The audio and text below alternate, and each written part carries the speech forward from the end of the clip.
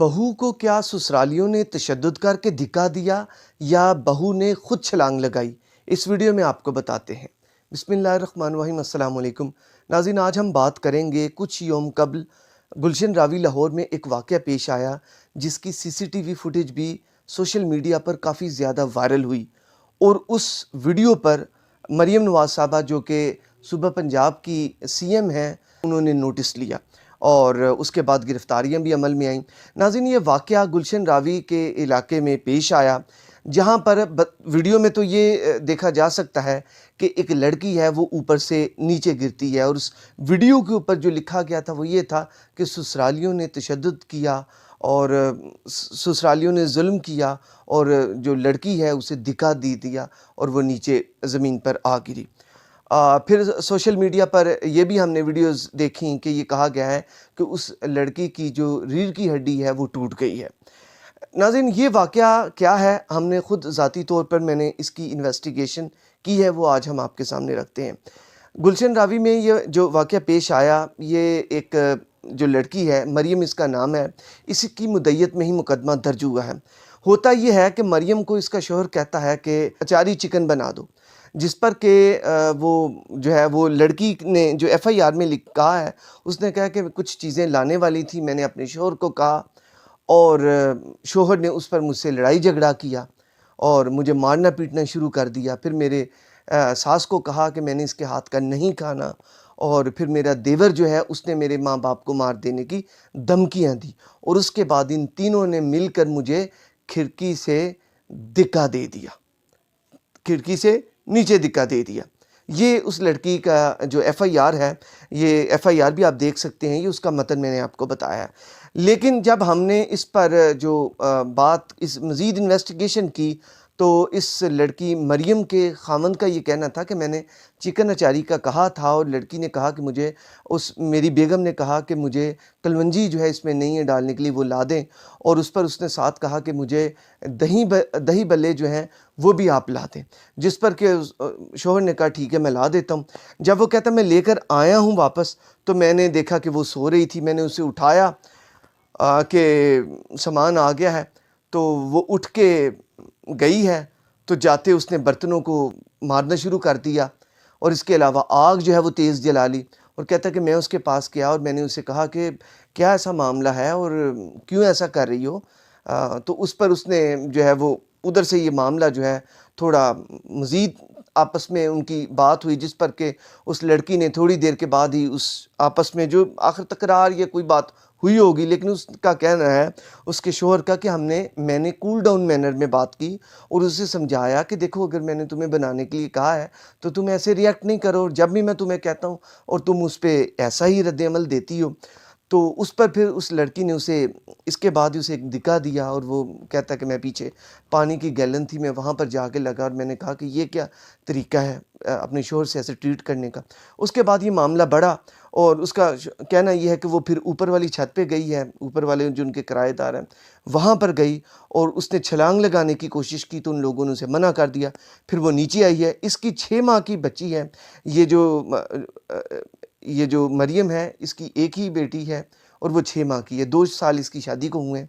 तो फिर वो नीचे आई है, फिर आके उसके बाद ऊँची-ऊँची बोलने का मामला पेश आया, जिस पर के जो कुछ मोहल्लेदार हैं या नीचे रहने वाले हैं वो भी एक खातून उधर आ गईं। उन्होंने भी कोशिश की कि मामला कूल डाउन हो जाए।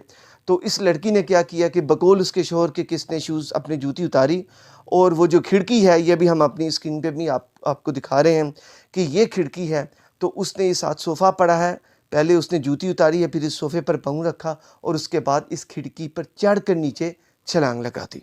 ये उसके शौहर का कहना है। नाज़रीन, लेकिन जो वो लड़की है उसका कहना इसके बरक्स है। उसने कहा कि मुझे इन तीनों ने धिक्का दिया है। अब इसमें जो हमारी इंटेरोगेशन है उस पर बात करते हैं। पहली तो बात यह है कि जब धिक्का दिया जाता है तो सतह बराबर होती है, सरफेस बराबर से धिक्का दिया जाता है। जी नाज़रीन, अगर इसमें देखा जाए तो उसकी जो लेंथ है खिड़की की वो 3 फीट है कम से कम और उसका कहना यह है कि मुझे धिक्का दिया है। धिक्का के लिए पहली तो बात सरफेस बराबर हो, दूसरा ये फिर धिक्का दिया जाता है, लेकिन यहाँ तो धिक्का जब इसे दिया तो आगे तो वो 3 फीट की ये जो आप देख रहे हैं ये तो दीवार आ गई है, 3 फीट की वो धिक्का फिर उसका कैसे हो गया? क्योंकि मैंने भी जब ज़ाती तौर पर गया हूँ तो वो मेरे भी काफ़ी वो आई है, तो इसके लिए धिक्का देने के लिए उसके ऊपर चढ़ना पड़ना है।